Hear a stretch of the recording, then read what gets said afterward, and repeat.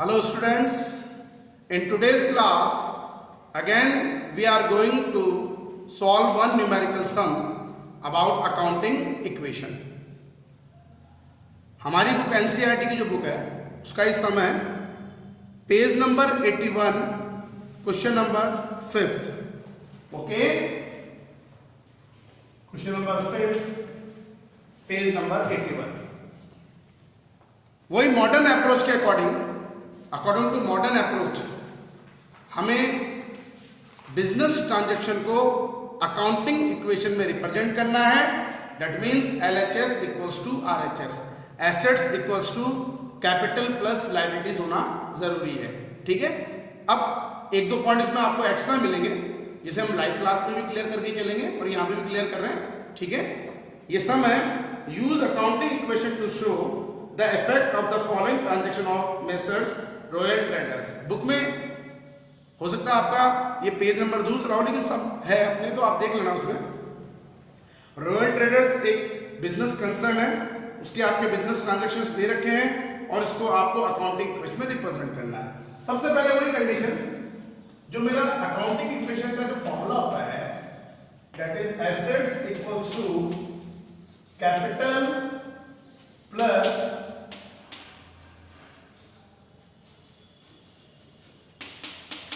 liabilities. Okay, assets equals to capital plus liabilities. A equals to C plus F. Format हमारा वही चलेगा, serial number. Assets है generally मैंने बार बार आपको बोला है ये थोड़ी बड़ी बनेगी क्योंकि एडजस्टमेंट थोड़े एसेट्स में ज्यादा होते हैं और उसके बाद क्या होगा, तो ये हो गया A एसेट्स, इसको आप ये भी बोल सकते हैं. कैपिटल C एक कॉलम हमने इसका कर लिया एंड लायबिलिटीज L. ठीक है, और अगर कोई लायबिलिटीज आएगी तो ठीक है. ये हमारा फॉर्मेट अकाउंटिंग इक्वेशन का तैयार है. First transaction as usual started business with cash. हमने बिजनेस स्टार्ट करा, सबसे पहले वही condition it is a double sided effected. ये LHS साइड में भी इफेक्ट कर रहा है और RHS साइड में भी. कैश इंट्रोड्यूस हो रही है, कैश हमारी इफेक्टेड हो रही है, एसेट्स हो गई एज वेल एज कैपिटल, क्योंकि हम जब कोई बिजनेस स्टार्ट करते हैं तो कैपिटल इंट्रोड्यूस करेंगे, अमाउंट इंट्रोड्यूस करेंगे. It is also known as a capital. Okay, तो मेरी पहली एसेट्स कॉलम हम ले लेते हैं एसेट्स में 2-3 पहले से ही, जिससे फिगर इधर उधर नहीं हो हमारे. First column cash that is rupees 1,20,000 as well as capital 1,20,000. Okay, B एक लाइन का गैप लेके सेकंड हम B ले रहे हैं. Purchase goods for cash. हमने गुड्स परचेज करा और उसके ब्याज पे हमने कैश पेमेंट करा. It is a single sided effect क्योंकि ये एसेट्स पे इफेक्ट करेगा, एक एसेट्स पे. और मैंने आपको पहले भी चीज क्लियर कर रखी है, ऐसे कोई भी बिजनेस ट्रांजैक्शन तो डबल साइडेड इफेक्टेड होते हैं.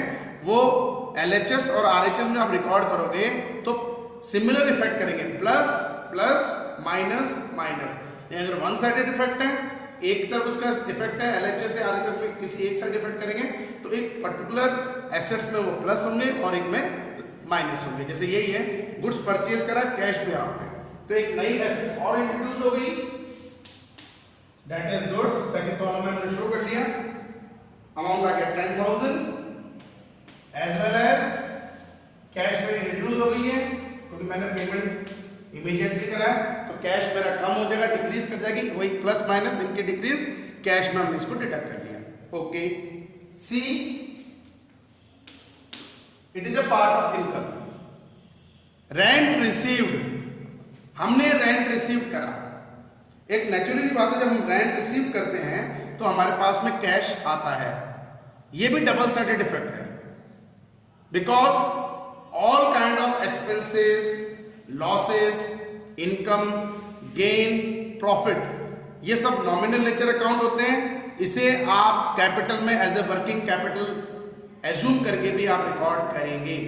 ओके, इनकम गेन है तो प्लस होगा कैपिटल में, वर्किंग कैपिटल इंक्रीज करेगी। और कोई एक्सपेंसेस, लॉसेस एंड हमारे पास में एक्सपेंसेस है, कोई लॉसेस है या कोई लॉसेस चल रहा हमारे पास में, कोई एक्सपेंसेस है, ठीक है, उन्हें हम माइनस करके चलेंगे।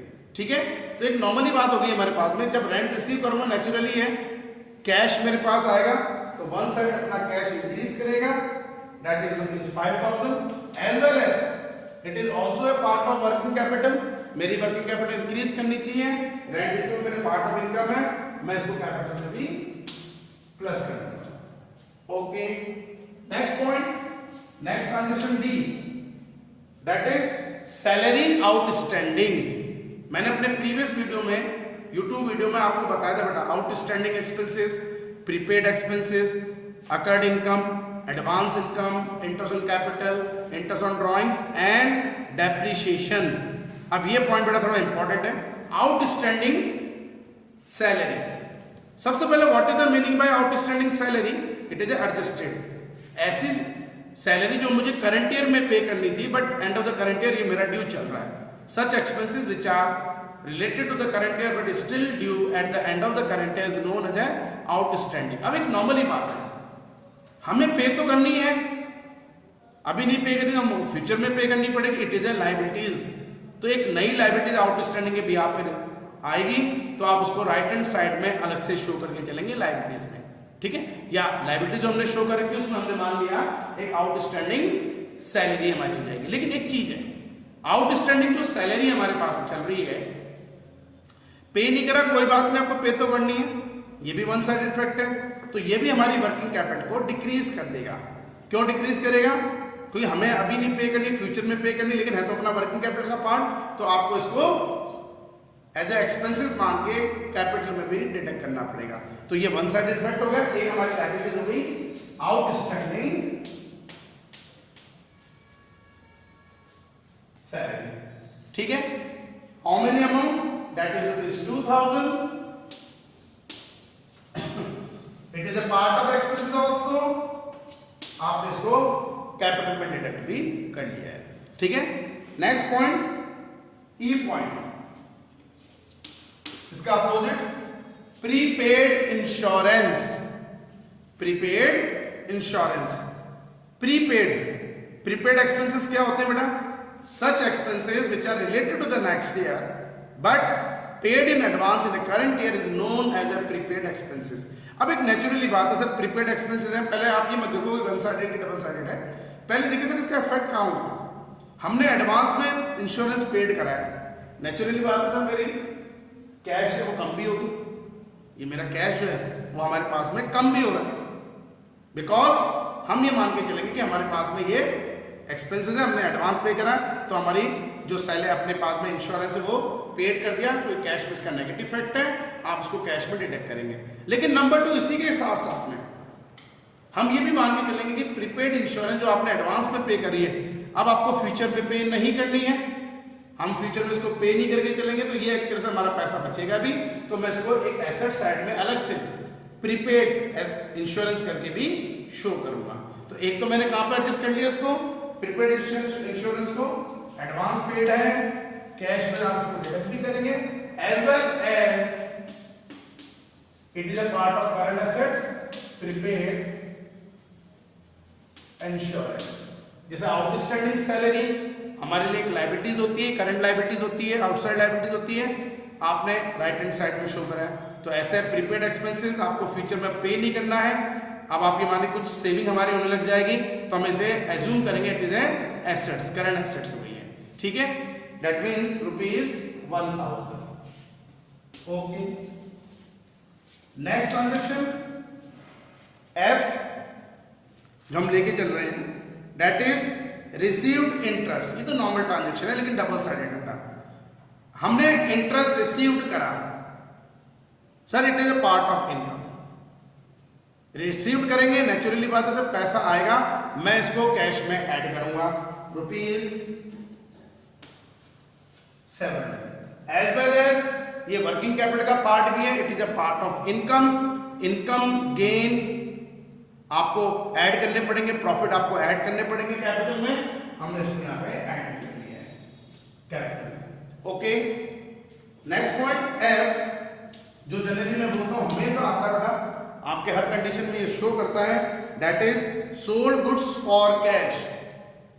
हमने गुड्स सोल्ड करा, कॉस्टिंग थी उसकी 5000 और 7000 में, कॉस्ट प्राइस है 5000, सेलिंग प्राइस है 7000, प्रॉफिट हो गया 2000। हम ये मानेंगे अब इस ट्रांजैक्शन को जब मैं अकाउंटिंग इक्वेशन में रिप्रेजेंट करूंगा तो मेरे 3 अमाउंट इफेक्ट हो रहे हैं, तो 3 जगह शो करूंगा। बिल्कुल प्रैक्टिकल चले सर। सबसे पहले गुड्स जब हम सोल्ड करेंगे तो गुड्स हमारे लिए डिडक्ट होगा, कम होगा, ये हमारी एसेट्स है, इसमें से हम कम करेंगे गुड्स में से, लेकिन किस प्राइस पे, जो हमारी कॉस्ट प्राइस है। Cost price is ₹5000। ओके, ये सीपी में मैंने लेस कर लिया।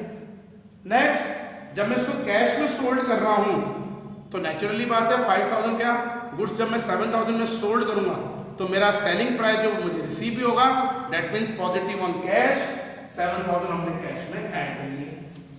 ओके, बट इसका जो प्रॉफिट मार्जिन है वो ये भी बात कर रहे थे हम इससे जस्ट प्रीसीडिंग ट्रांजैक्शन में ही, sir it is a part of income, ये हमारा प्रॉफिट है, तो सर ये प्रॉफिट है, इसे मैं वर्किंग कैपिटल एज्यूम करके कैपिटल में प्लस भी करूंगा, तो ये इनकम मेरी है, एक प्रॉफिट है, 2000 मैंने यहाँ पे ऐड कर दिया। ओके, ठीक है, तो ये एक ऐसा ट्रांजैक्शन है जिसके बेस पे आपको 3 अमाउंट को अकाउंटिंग इक्वेशन में शो करने पड़ रहा है, लेकिन एक फिक्स होता है कॉस्ट प्राइस पर, अपन गुड्स में से कॉस्ट प्राइस पे इसको डिडक्ट करेंगे।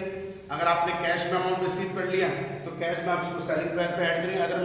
अदरवाइज अगर मान लीजिए इन केस हमने इसको कैश रिसीव नहीं करा होता तो मैं इसको क्या मान लेता, ये हमारा एक डेटर्स होता है, तो नई एसेट और क्रिएट हो जाती है यहाँ पे, क्रेडिट पे यहाँ पे डेटर्स ₹7000, और जो प्रॉफिट मार्जिन है वो मेरा कैपिटल को पॉजिटिव करेगा, वर्किंग कैपिटल मेरी इंक्रीज करेगी, मैं कैपिटल में इसको प्लस करूंगा। Last and final H point, goods destroyed by fire. जो गुड्स था वो डेस्ट्रॉयड बाय फायर हो गया, इट इज एबनॉर्मल लॉस। ये हमारा लॉस है, मैंने आपको बेसिक अकाउंटिंग टर्म्स में एक चीज एक्सप्लेन करी थी, abnormal loss and normal loss. Normal loss मतलब नेचुरली इसमें कोई आपका मैनेजमेंट कंट्रोल नहीं हो सकता है, नेचुरली है, जिनका होना फिक्स है, ठीक है ना, वो हम बोलते हैं नॉर्मल लॉस है। डेप्रिसिएशन होता है हमारा, ठीक है, हम मानते हैं एसेट्स को आप रेगुलर यूज करो तो वो डेप्रिशिएट हो गया, एफिशिएंसी कम होती है। ऐसे ही हमारे पास में जो लीकेज वगैरह होते हैं हमारे, या जो हमारे पास इवेपोरेशन वगैरह होते हैं, वो नॉर्मल लॉसेस का पार्ट है। लेकिन एबनॉर्मल लॉस जो हमारी गलती से होते हैं, loss by fire, loss by theft, loss by accident, इस तरीके से। अब एक नॉर्मली बात है, जब गुड्स मेरा डेस्ट्रॉयड होगा तो गुड्स कम ही तो हो रहा है हमारा, तो मैं जब इसको शो करूंगा तो एसेट्स में से इसको डिडक्ट करूंगा, मतलब गुड्स में से मैं इसको डिडक्ट करूंगा। कितने के गुड डेस्ट्रॉयड हो रहे हैं, ₹560 के। ओके, गुड्स 560 जो कॉलम है उसमें डिडक्ट कर लिया। एज वेल एज ये गुड्स जब अपने पास डेस्ट्रॉयड हो रहे हैं, it is also a part of losses. ये हमारा एबनॉर्मल लॉस है, वर्किंग कैपिटल पे भी इसका इफेक्ट नेगेटिव पड़ेगा, तो कैपिटल में भी हम इसको डिडक्ट करेंगे ₹560। ओके, ये हमने लेस कर लिया। अब इस लेस करने के बाद में सारी ट्रांजेक्शन हमने क्लियर कर लिए, बट हम जब फाइनल इक्वेशन बनाएंगे, मैंने आपको एक चीज पहले भी कह रखी है, आप चाहे तो हर ट्रांजेक्शन के बाद में एक नई इक्वेशन क्रिएट कर सकते हैं, जिसमें टाइम हमें थोड़ा ज्यादा लगता है, तो इससे अच्छा क्या है, हम फाइनल इक्वेशन में शो करेंगे। अब मेन बात, फाइनली आपका बैलेंस कितना आएगा, लेकिन ये बैलेंस आपका दोनों साइड इक्वल होना चाहिए, LHS इक्वल्स टू RHS, ठीक है। अब हम टोटल करेंगे इसका, ठीक है। ओके, अब हम कैलकुलेशन कर रहे हैं पहले cash. 1,20,000 minus 10, 1,10,000, 1,10,000 plus 5, 1,15,000, 1,15,000 minus 1, 1,14,000, 1,14,000 plus 7, 1,21,700। ये फाइनली मेरा कैश का बैलेंस आ गया। देन गुड्स 10,000 और 5,000 तो ये रह गए, और उसमें 560 और लेस कर दिए, that is 4,440, 10,0 10। Okay, prepaid insurance as it is that is ₹1000। अब आके यूज नहीं हुआ कोई बात नहीं, हमने कॉलम बना लिया, पेंसिल से आप लाइन ड्रॉ कर रहे हैं तो इसको रब कर सकते हैं, नो प्रॉब्लम है। अब हम कैपिटल लें, 120 plus 5 125 minus 2 123 123 123 plus 2 123 123 plus 2 125 125,700 minus 560 that is 125,140, ठीक है, और 2000 हमारे ये हो गया। अब हम फाइनल इसका टोटल कर रहे हैं, 121,700 प्लस